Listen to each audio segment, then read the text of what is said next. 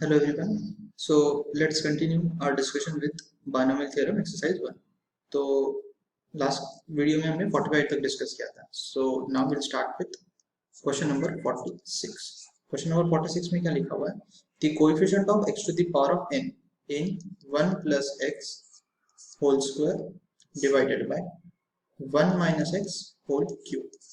Correct. So इसको हम इस तरह से लिख सकते हैं. अभी दिस इज 1 प्लस एक्स का होल स्क्वायर तो लिख लेते हैं हम. This would be X square plus 2x plus 1, right. और ये नीचे जो लिखा हुआ है इसको हम लिख लेंगे 1 माइनस एक्स होल की पावर माइनस 3 आ जाएगा. ठीक है. नाउ इसमें हमें क्या चाहिए? Coefficient of x to the power of n.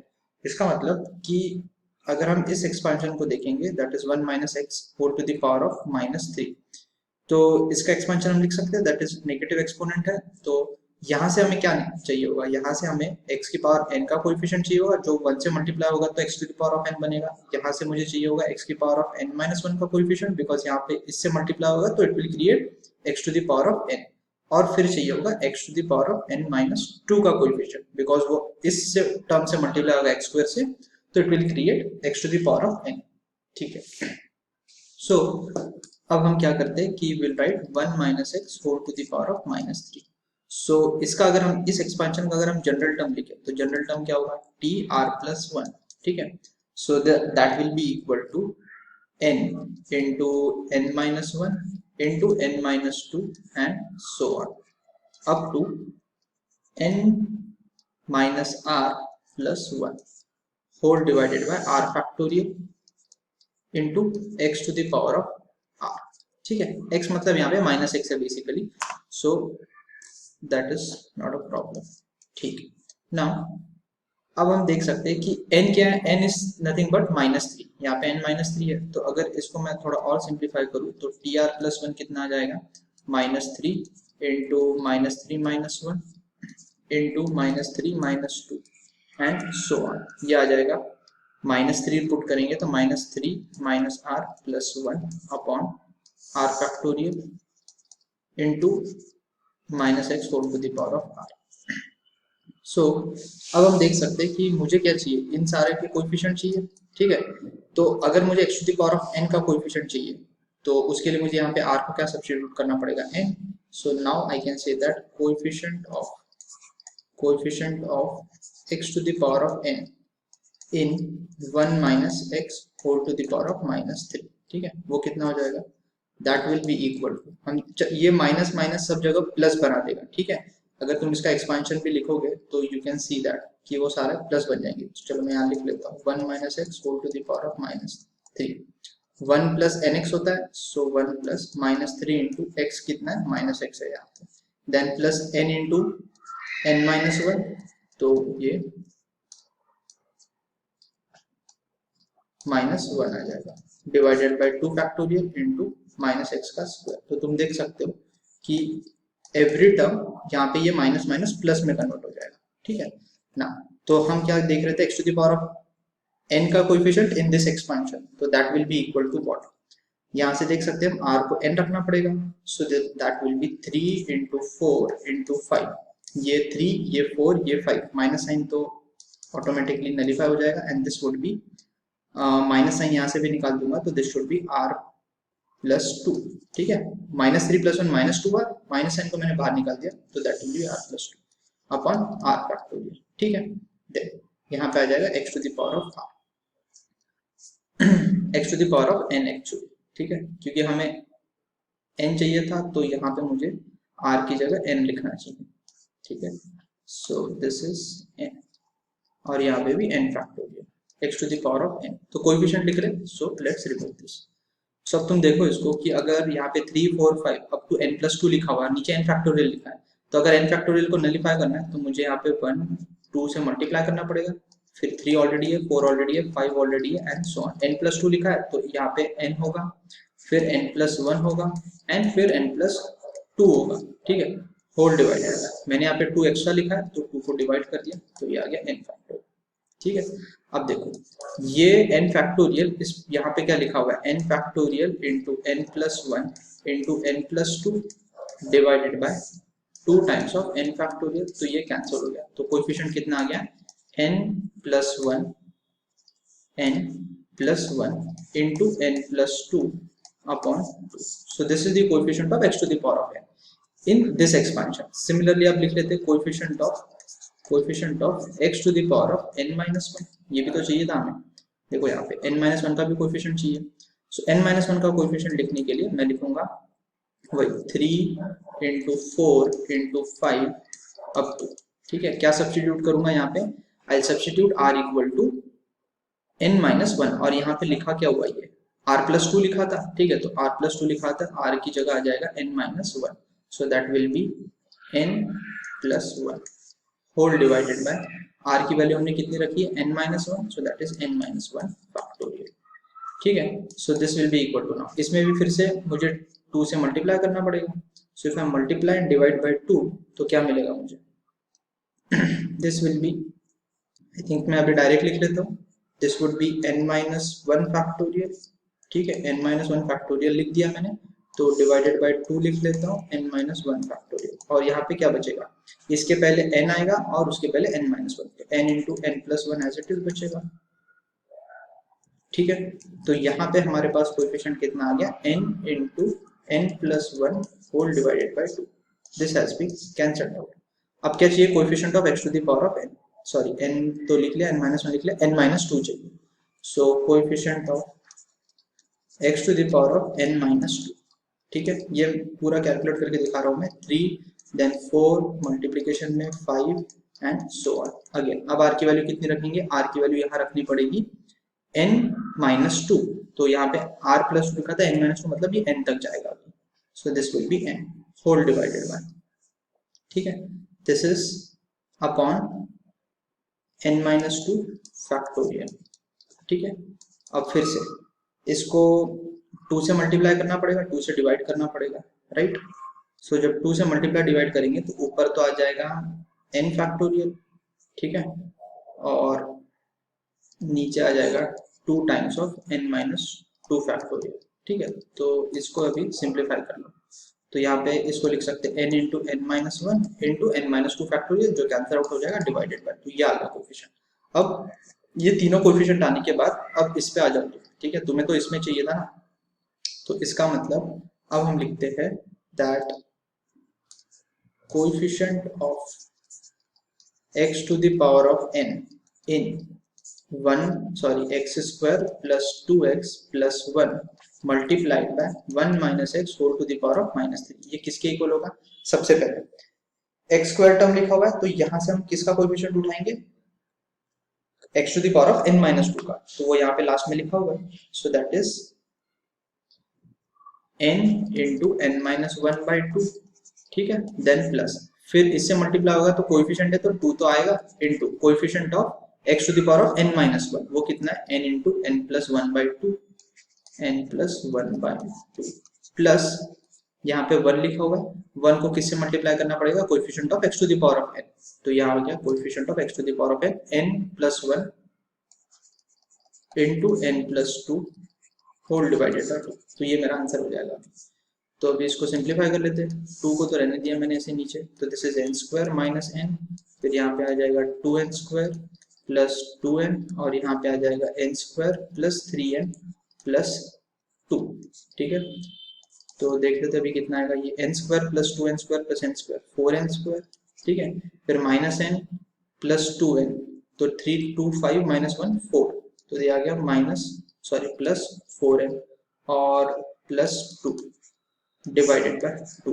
तो फाइनली मेरा आंसर कितना आ गया? कोएफिशिएंट आ गया that is 2n square plus 2n plus 1. ठीक है, this should be the answer. ऐसा ऑप्शन होना चाहिए. हाँ, I think option number B दिख रहा है मुझे. So this is the answer. सो मैंने डिटेल में समझा दिया कि किस तरह से सोचना है. ठीक है, चलो let's move on to the next question. Next question is question number 47. क्या लिखा हुआ है? Coefficient of x to the power of n in the expansion of, क्या लिखा हुआ है? 1 minus 2x plus 3x square then minus 4x cube and so on up to, मतलब infinity तक जाएगा and whole to the power of minus n. अब तुम जो ये ब्रैकेट में लिखा है इसको अगर ध्यान से देखोगे तो ये किसका एक्सपेंशन लिखा हुआ है? बेसिकली ये काइंड ऑफ याद होना चाहिए. अगर उसको ध्यान दोगे that is 1 minus 2x plus 3x square minus 4x cube. तो I think this is the expansion of 1 plus x whole to the power of minus 2।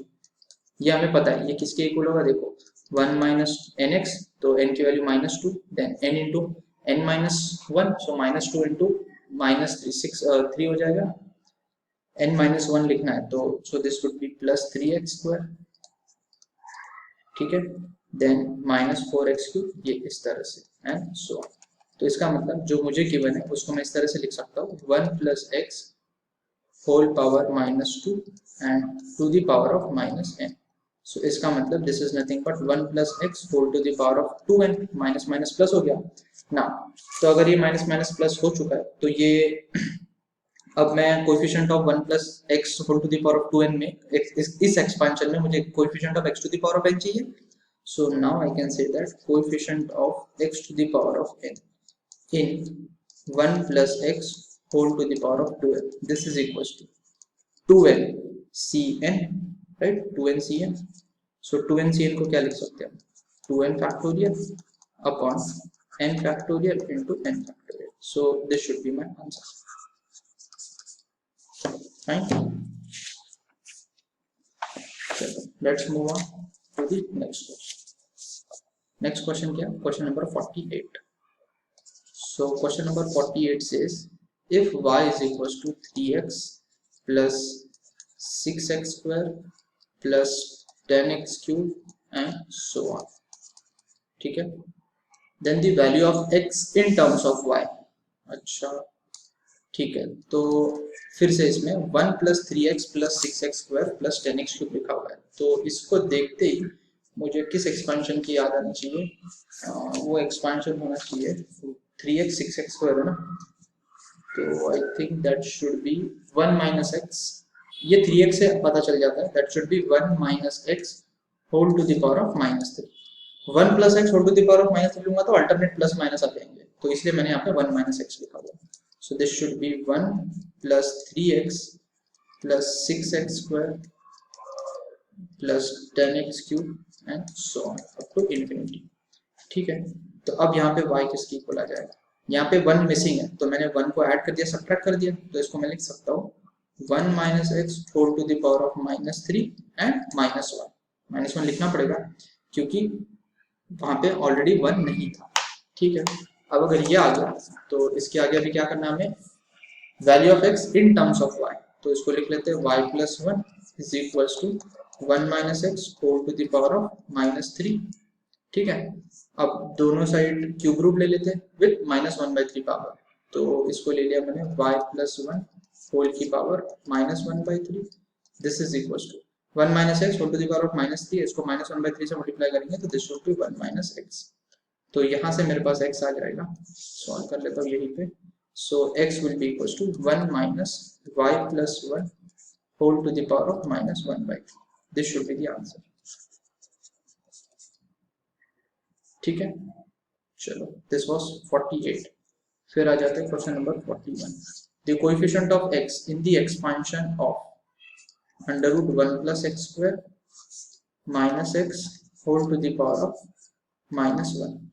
Coefficient of x चाहिए इसमें, coefficient of x in the expansion of this in ascending powers of x when mod x is less than 1। अच्छा ठीक है, तो सबसे पहले मैं क्या कर लेता हूँ, सबसे पहले इसको रैशनलाइज कर लेते हैं, ठीक है। सो if I rationalize this तो यह आ जाएगा under root 1 plus x square minus x multiplied by under root of 1 plus x square plus x divided by under root of 1 plus x square plus x. अच्छा इसको ऐसा करने से अच्छा रैशनलाइज क्यों कर रहे हैं, वो पावर माइनस 1 लिखा हुआ है, सो उसी को we can write it like this 1 upon ये लिखा हुआ है मेरे पास 1 plus x square minus x, ठीक है। ये पावर माइनस 1 लिखा था तो इसको इस तरह से लिख लिया। नाउ इसको मल्टीप्लाई कर देते हैं under root 1 plus x square plus X upon under root 1 plus x square plus X से। So this will give me, numerator में आ जाएगा under root 1 plus x square plus x divided by नीचे कितना आएगा 1 plus x square minus X square, तो ये minus X square plus x square cancel, so I am left with under root 1 plus x square plus x. ठीक है ना, यहाँ पे दे रखा है mod x is less than 1, तो इसका mod x square is also less than 1, तो इसको हम लिख सकते हैं 1 प्लस एक्स स्क्वायर की power 1/2 plus x. So if I now apply binomial expansion यहाँ पे, तो this will be 1 plus nx, that is 1/2 into x square, then 1 plus nx plus n into n minus 1 by 2 factorial into x square, तो यहाँ पे x square का square हो जाएगा, ये चलते जाएगा, एंड प्लस x तो ऑलरेडी है, तो यहाँ पे कोएफिशिएंट ऑफ x पूछा है, so coefficient of x is nothing but 1, so I can say therefore coefficient of x is equal to 1. So this is the answer. Right? So then question number 50. Question number 50 में लिखा हुआ है 1 plus 1/4 plus 1 into 3 upon 4 into 8 plus 135 upon 4 8 12 and so on. ये किसके equal है? अच्छा, तो अब इसको हम कैसे सोचें, एक मिनट, तो मैं इसको वही एक्सपांशन से कंपेयर करूं, मतलब जब हम नेगेटिव एक्सपोनेंट या फ्रैक्शन वाला एक्सपोनेंट होता है उसका एक्सपांशन लिखते हैं, उससे कंपेयर करेंगे तो क्या मिलेगा तुम्हें कि 1 प्लस nx होता है, तो ये दिख रहा है तुमको, तो if I compare this with 1 plus nx, ठीक है, plus n into n minus 1 upon 2 factorial into x square and obviously so on. इससे अगर कंपेयर किया, so I can say by comparing nx is equals to 1/4, nx तो 1/4 की equal है, ठीक है, और क्या दिख रहा है तुम्हें कि ये जो सेकंड टर्म लिखा हुआ है that is n into n minus 1 upon 2 factorial into x square, ये किसके इक्वल है? This is 1 into 3 upon 4 into 8, ठीक है। अब इसको सिंप्लीफाई करके देखो क्या आ रहा है, तो यहाँ से मुझे मिलेगा, अगर मैं इसको सॉल्व करूँ तो this will B nx into nx minus x, ठीक है, डिवाइडेड बाई 2, यहाँ से मुझे x निकले पता चल जाएगा अगर मैं इसको इस फॉर्म में लिखूँ तो 3/32, तो यहाँ से nx की वैल्यू कितनी दे रखी है? 1/4, जो ऑलरेडी पता है तुम्हें, तो this is 1/4 into 1/4 minus x, ठीक है, इक्वल टू, ये 2 से इसको कट कर दिया 3/69, सो यहाँ से तुम x निकाल सकते हो by solving this, this is 4 1 4 4, so 1/4 minus x is equals to 3/4, so x will be equal to 1/4 minus 3/4, which implies the value of x is minus 1/2, 1 minus 3 is minus 2/4 is minus 1/2, तो अगर मुझे x minus 1/2 मिल गया तो इस equation में put कर दूंगा मैं n into minus 1/2 is equals to 1/4, this implies the value of n is how much? minus 1/2, तो n भी minus 1/2 है, x भी minus 1/2 है, तो इसका मतलब this is nothing but the series of, अगर मैंने लिखा 1 minus 1/2 1 plus x whole power n होता है, सो दैट इज minus 1/2, इसकी सीरीज लिखी होनी चाहिए हमारे पास, ठीक है।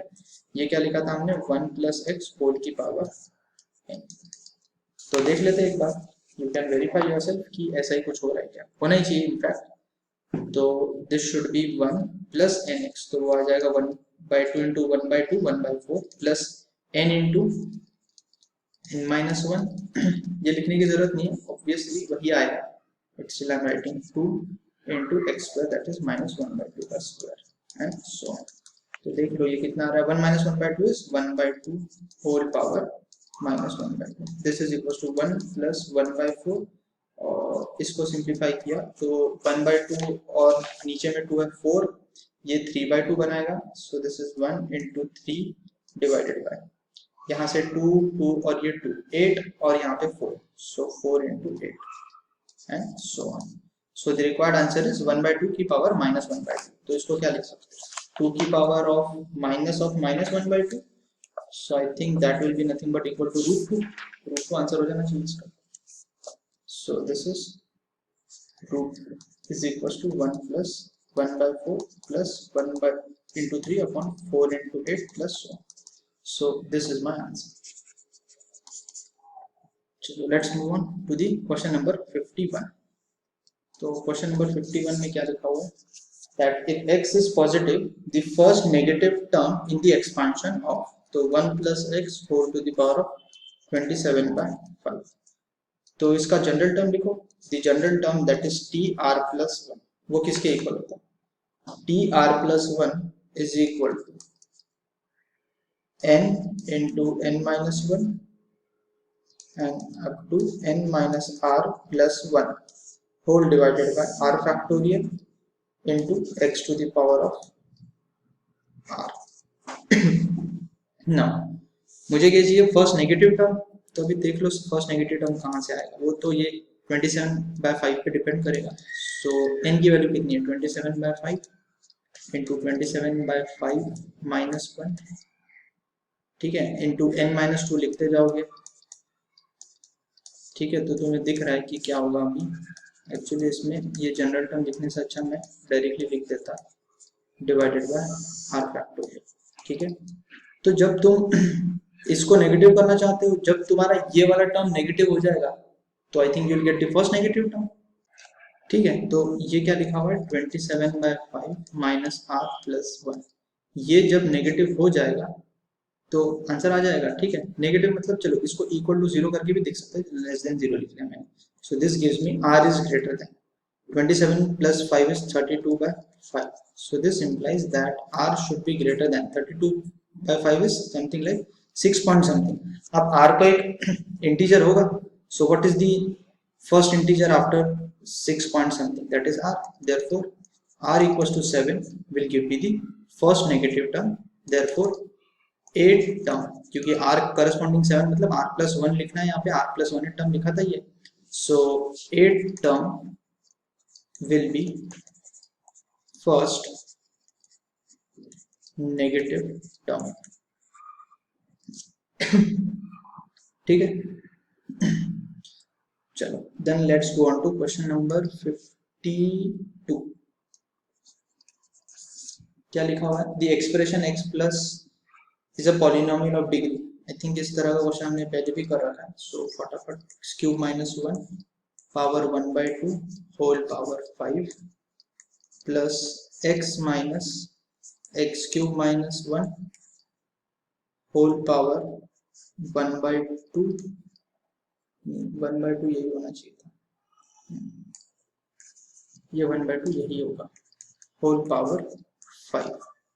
देन तो इसको सॉल्व करने के लिए हम क्या कर सकते हैं कि ये पहले भी ऐसे किया था हमने. इसको मैं कुछ अज्यूम कर लेता हूँ सो दैट टर्म सिंप्लीफाई हो जाएंगे. Let x cube minus 1 power 1 by 2 is equal to t बोल दिया मैंने. So the given expression changes to x plus t whole power 5 plus x minus t whole power 5. सो इसको simplify करेंगे तो क्या मिलेगा?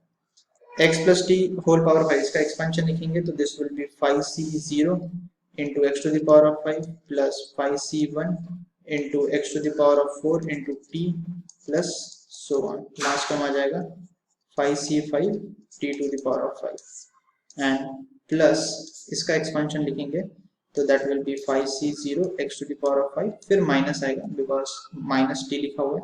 5c1 into x to the power of 4 into t and so on. Last time क्या होगा? Last time will again will come with minus sign t की power 5. तो यहाँ से दिख रहा है तुमको कि कौन कौन सी टर्म्स कैंसिल होंगी. ये 1 ये वाली टर्म्स कैंसिल हो जाएंगी. सो बचेगा क्या? This will B 2 times of 5c0 into x to the power of 5 plus 5c2 into x cube into t square, correct? Then plus 5c4 into x to the power of 1 into t to the power of 4. all other terms, that is जहाँ पे lower subscript और था 1 3 5 वाली terms cancel हो गए. Now मुझे क्या निकालना है? ये किस डिग्री का पॉलीनोमियल है? पहले t सब्स्टिट्यूट कर देते हैं. सो this will B 2 times of 5c0 into x to the power of 5 plus 5c2 into x cube into t square. कितना हो जाएगा? t is under root of x cube minus 1, so this will be x cube minus 1 then plus 5c4 into x into इसकी t की power 4 करेंगे तो that should be x cube minus 1 का whole square. तो तुम्हें दिख रहा है हाईएस्ट पावर ऑफ x कहां से आएगा, highest power of x will come from here. x cube का स्क्वायर करोगे तो x to the power of 6 और यहाँ पे ऑलरेडी x बाहर है तो that is 7। So I can say that therefore polynomial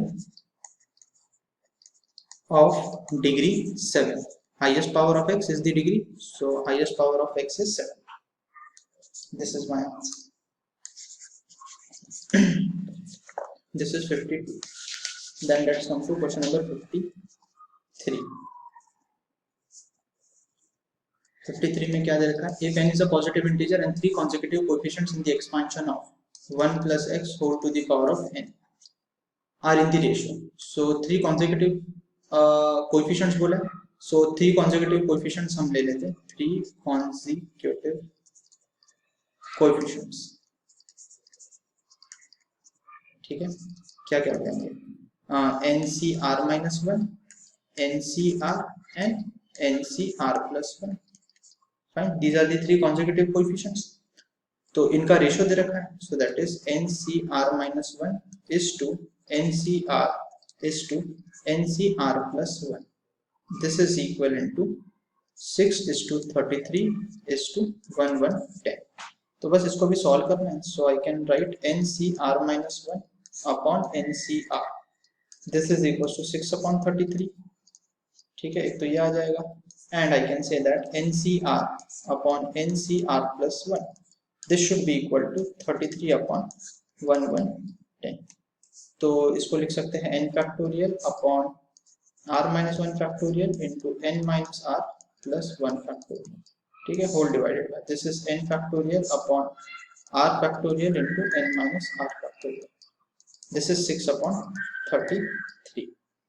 और यहाँ पे इसको सॉल्व कर लेते हैं, n factorial upon r factorial into n minus r factorial upon n factorial upon r plus 1 factorial into n minus r minus 1 factorial. This is equals to 33 upon 110. In fact यहाँ पे वो फॉर्मूला लगा सकते थे तुम, NCR upon NCR minus 1 क्या होता है, वो n minus r plus 1 upon r, उससे भी करके देख सकते हो, ठीक है, अभी मैंने कर दिया। तो मैंने कौन सा फॉर्मूला बोला वो मैं लिख लेता हूँ, just a minute.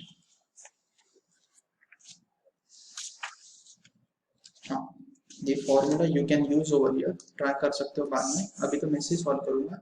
NCR upon NCR minus 1 ये किसके इक्वल होता है, this is n minus r plus 1 upon r।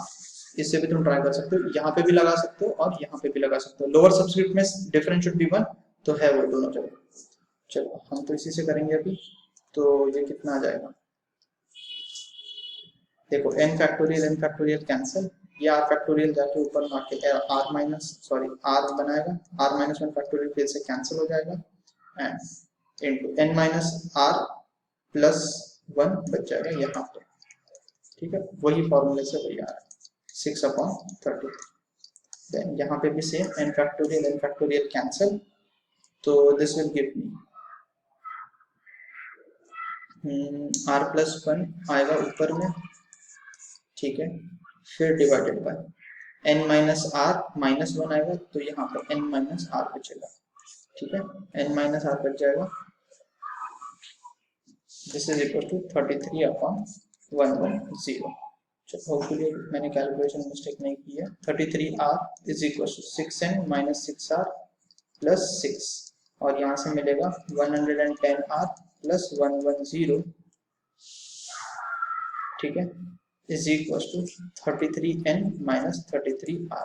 I think ये everything को सॉल्व करना पड़ेगा, तो this is 33r plus ये n कहाँ गया यहाँ से, हाँ ये 6n plus 6r, तो that will be how much, 39r minus 6n is equals to 6, 3 से कैंसिल होगा, 13r minus 2n is equals to 2, और यहाँ से कितना आ रहा है 143r minus 33n is equals to 110। तो आई थिंक ये 11 से कैंसिल होगा, 13r आ जाएगा माइनस 3n आ जाएगा, this is equal to 11 into 10। ठीक है, तो अब देखो इसको इक्वेशन 1 बोल दिया, इसको इक्वेशन 2 बोल दिया। आई थिंक दोनों को सब्ट्रैक्ट कर देते हैं।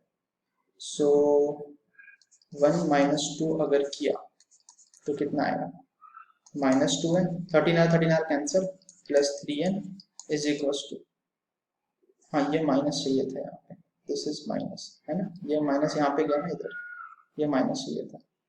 सो 2 एंड माइनस ऑफ माइनस 10, तो दिख रहा है n is equal to 12, this is the answer. Calculation करनी थी, so got it. This is question number 53, then 54। 54 में क्या लिखा हुआ है, the last two digits of the number 3 to the power of 400। ठीक है, तो इसको करने का तरीका क्या है, दो तरीके से कर सकते हैं। चलो पहले इसको लिख लेते हैं, 3 स्क्वायर होल पावर 200। ठीक है, फिर इसको लिख लेते हैं 9, 3 स्क्वायर इज 9, 9 को लिख लिया मैंने 10 माइनस 1 होल पावर 200। ठीक है, अब अगर इसको बाइनोमियली एक्सपांड करूंगा मैं तो क्या मिलेगा, 200c0 into 10 to the power of 200, फिर 200c1 इंटू 10 की पावर 199। अच्छा यहाँ पे माइनस आएगा, ठीक है, माइनस आ जाएगा, माइनस 1 है, फिर प्लस सो ऑन। अगर मैं सेकंड लास्ट या उससे भी पहले एक टर्म पे जाऊं, दैट इज 200c 198, तो इसमें आएगा 10 की पावर 2, राइट, 10 की पावर 2 आ जाएगा। ठीक है, सो यहाँ आएगा 2 और यहाँ पे आ जाएगा माइनस 1 की power 198, then plus 200c 199 10 power 1, तो यहाँ पे माइनस 1 आएगा, माइनस 1 की पावर 199 will create a minus sign, तो मैं लिख लेता हूँ minus, and finally last term will be plus 200c 200 minus 1 to the power of 200 which is plus 1। ठीक है, और 10 की पावर तो 0 बना था। अब तुम इसको इस तरह से देखो कि यहाँ पे देखो कि ये इतनी सारी टर्म्स, ये तो 10 का मल्टीपल है, बस last two numbers are not multiples of 10, तो इसको क्या, 10 का मल्टीपल क्यों, 100 का मल्टीपल है, सॉरी 100 का मल्टीपल क्यों, 10 स्क्वायर, इसके पहले 10 क्यूब होगा, देख सकते हो 10 की power 200, so this I can write as 100 times of some k। फिर माइनस यहाँ पे कितना आएगा, 200c 199, this is nothing but 200। ठीक है, 200 और इंटू 10 है, और यहाँ पे plus 1, so this is equal to 100 के माइनस 2000 प्लस 1, सो वो कितना आ जाएगा, माइनस 2000 प्लस 1 करोगे तो that will be equal to minus 199, 1999। Fine, so if it is 1999 now, तो तुम्हें क्या निकालना है, लास्ट टू डिजिट। अब लास्ट टू डिजिट देखो कैसे निकालोगे, इसमें तो लास्ट टू डिजिट 00 ही होगा, इसमें लास्ट टू डिजिट क्या है, 99। ठीक है, तो my last two digit will depend upon the last two digits over here and last two digits over here, तो लिख लेते हैं therefore the last two digits will be 100 minus 100 minus 99, 100 minus 99, that is equals to 1 आ जाएगा, ये that इसका मतलब 01, so 01 will be the last two digit। ये इसका करने का दूसरा तरीका भी है, मतलब तुम इसको ऑल्टरनेटिव इस तरह से भी देख सकते हो। ठीक है, अभी मेरे दिमाग में आ गया तो बोल देता हूँ ऑल्टरनेटिव।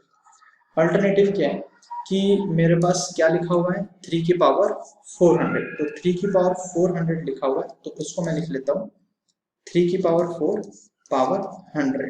अब ये क्या लिखा हुआ है, 81, 81 को लिख लेते हैं 80 प्लस 1 होल पावर 100, ऐसे भी कर सकते हैं, देख लेते हैं, आंसर सेम ही आना चाहिए। सो दिस शुड बी, चलो इसको 1 प्लस 80 के फॉर्म में लिख के करते तो ज़्यादा आसानी से मुझे समझ में आता है। तो दिस इज अब क्या आ जाएगा, ये 80c0 सॉरी 100c0 100c1, तो ये 100c0 प्लस 100c1 इंटू 80 आ जाएगा, फिर 100c2 इंटू 80 स्क्वायर आ जाएगा, एंड सो अब आखिरी का टर्म कौन सा होगा, 100c 100 इंटू 80 की पावर ऑफ 100। तो अब तुम देखो इसको कि ये क्या लिखा हुआ है, फर्स्ट टर्म इज 1, ये कितना लिखा हुआ है, 100 इंटू 80 दैट इज 8000, और बाकी सारे तो ये फिर से वही 100 का मल्टीपल है, 100 के लिख लिया।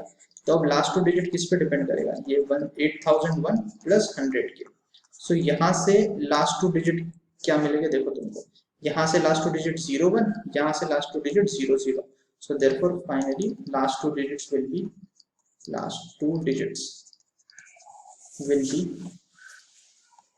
0 1। ठीक है, इस केस में 01 कहाँ से आया, चलो वो भी लिख लिया मैंने, विल बी 01 प्लस 100, मतलब 00 एक्चुअली ये 00, so that is equal to 01। This is the answer. ऐसे किया तो भी सही है। Next question is 55। 55 में क्या लिखा हुआ है, the number of terms which are free from radical signs in the expansion of। तो रेडिकल साइन से फ्री वाली टर्म्स बताना है, तो इसका मतलब we are suppose to calculate the number of rational terms, है ना। रेडिकल साइन से फ्री होने का मतलब रैशनल टर्म्स, तो y की पावर 1/5 प्लस x की पावर 1/10 होल पावर 55। ठीक है, तो इसका जनरल टर्म लिख लेता हूँ मैं। तो जनरल टर्म कितना हो जाएगा, tr+1 is equal to ncr that is 55cr into y की power 1/5 whole power n minus r, 55 minus r and x to the power of, मतलब x to the power of 1/10 तो already है, इसकी power r। so in the general term what do I have, that is 55cr y to the power of, इसको simplify करके लिख सकता हूँ 11 minus r/5। ठीक है, और ये आ जाएगा x to the power of r/10। now number of terms free from radical signs का मतलब I want the number of rational terms, therefore number of rational terms। Rational terms का मतलब क्या है कि the exponents of x and y over here should be whole number, natural number. ठीक है, तो अब इसके लिए ये r/10 जो लिखा हुआ है, इस r/10 को should be a multiple of 10। तो मैं ये बोल सकता हूँ directly for number of rational terms r should be multiple of 10। अगर r मल्टीपल ऑफ 10 होगा तभी रैशनल टर्म्स मिलेंगी, क्योंकि देखो r मल्टीपल 10 का मतलब 10 20 30 या 0 हुआ तो भी चलेगा, तो x की पावर कुछ नेचुरल नंबर आएगा। और यहाँ पे भी प्रॉब्लम नहीं होगी, क्यों, क्योंकि अगर मैंने r इक्वल टू 10 ले लिया ना, तो यहाँ पे 2 आ जाएगा, 11 minus 2 is 9, तो y की पावर में एक नेचुरल नंबर आ रहा है। अगर मैंने r इक्वल टू 50 भी ले लिया, मल्टीपल ऑफ 10 मतलब 50 तक जा सकता हूँ, क्योंकि n की वैल्यू 55 है, 50 भी ले लिया तो 11 minus 10 will be 1 only। so number of rational terms will be coming corresponding to r should be a multiple of 10, which is 0 10 20 30 40 and 50। r की वैल्यू n से तो बढ़ ही नहीं सकती, तो 60 तो हो नहीं सकता क्योंकि n की वैल्यू 55 है। सो कितनी आ गई, so therefore number of rational terms is equal to corresponding to the r value of 0 10 20, तो ये 6, answer is 6 terms free from radical sign। then question number 56। 56 में क्या लिखा हुआ है, the greatest integer less than equal to। Okay, तो इसको सोचने का तरीका तो मैं बोल देता हूँ कि let n is equal to √2 + 1 whole to the power of 6। अब मैं क्या करता हूँ, मुझे ग्रेटेस्ट इंटीजर लेस देन और इक्वल टू पूछा, तो मैं लिख लेता हूँ √2 - 1 whole to the power of 6 का एक्सपेंशन। इसका एक्सपेंशन लिखा तो क्या मिलेगा मुझे, चलो एक काम करते हैं, इन दोनों का एक्सपेंशन ऐड करते हैं, that is √2 + 1 whole power 6 plus √2 - 1 whole power 6। इनका एक्सपेंशन ऐड किया तो डायरेक्टली समझ में आ जाना चाहिए कि जो इवन ऑड सब्सक्रिप्ट वाले जो बाइनोमियल कोएफिशिएंट्स होंगे वो कैंसिल आउट हो जाएंगे। सो this should B 6c0 into √2 to the power of 6 plus 6c2 into √2 to the power of 4 plus 6c4 into √2 to the power of कितना आएगा 2, 6 4 2, हाँ, and then plus 6c6 √2 to the power of 6। ठीक है, तो अब देखो ये किसके इक्वल आएगा, यहाँ से मुझे ये तो n लिखा हुआ है मैंने प्लस, अब तुम इसको देखो कि this is always a fraction, √2 क्या होता है 1.414, -1 करोगे तो 0.414 आएगा, उसकी पावर 6 कर रहे हो तो this is a fraction, this is a fraction number. तो इस फ्रैक्शन को मैंने बोल दिया कुछ f, this is equal to ये 2 टाइम्स ऑफ ये 6 ही 0, इसको कैलकुलेट करोगे तो दिस शुड बी 8, ये आ जाएगा 30, ये आ जाएगा 60 और ये आ जाएगा 1। सो मुझे मिल रहा है n plus some fraction is equal to, ये आ जाएगा 198, दिस शुड बी 198, ठीक है।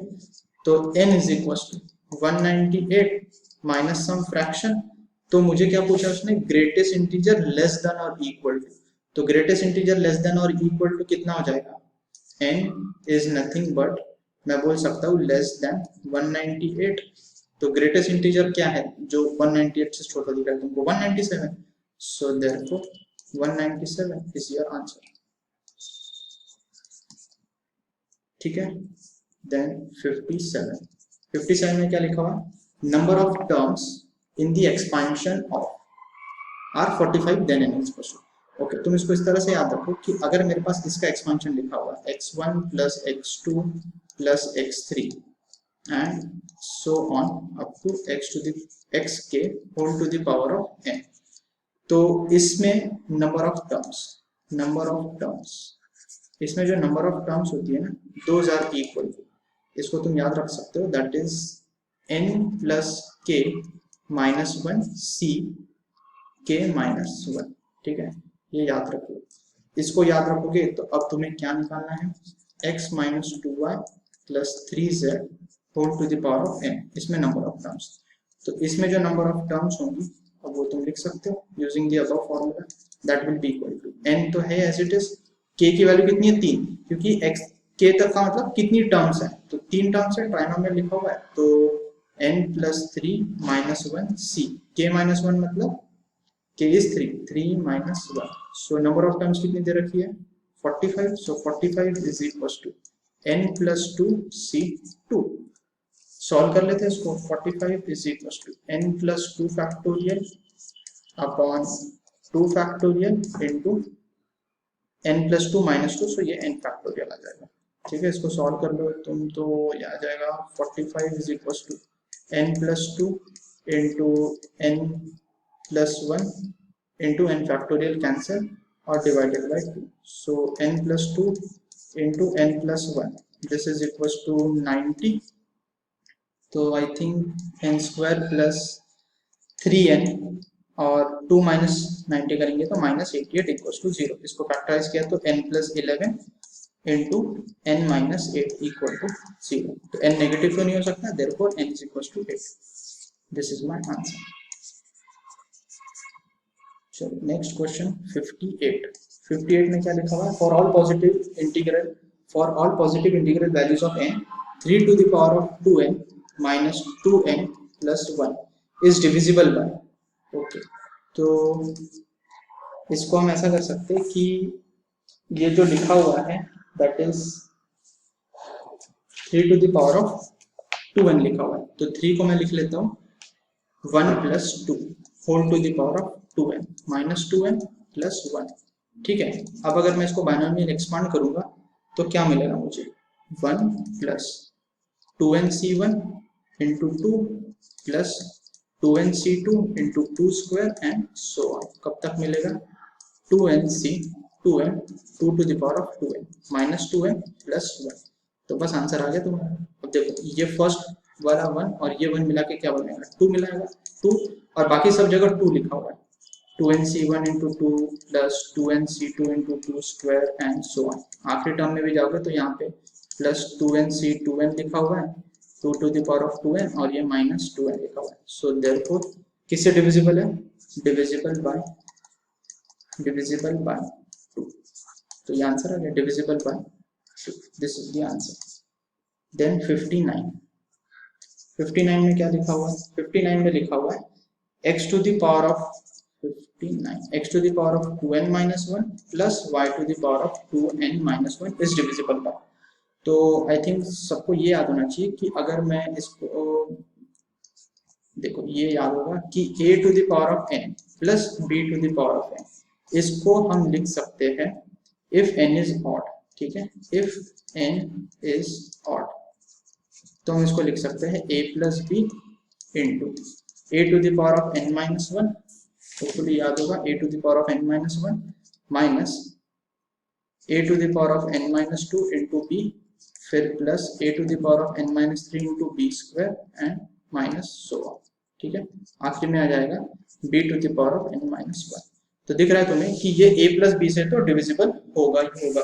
तो यहाँ पे तुम देखो कि उसने दे रखा है कि n is belonging to a natural number, तो 2n minus 1 is odd, तो 2n minus 1 odd है, therefore I can say that x to the power of 2n minus 1 plus y to the power of 2n minus 1 is divisible by x plus y। so ये मेरा answer हो गया, किससे divisible हो गया, x plus y से। ये जो है ना ये याद होना चाहिए। Similarly a to the power of n minus b to the power of n का भी याद होना चाहिए।